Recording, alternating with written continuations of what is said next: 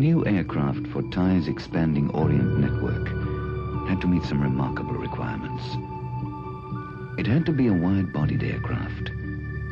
It had to provide passengers with twice the normal locker space, more legroom, and extra toilet facilities. For ecological reasons, it had to have engines that made less noise, burned less fuel, and were smokeless.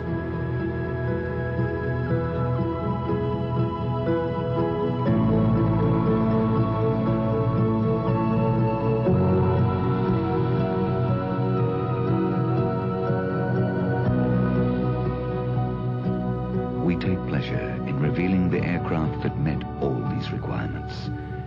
Thai's remarkable new A300.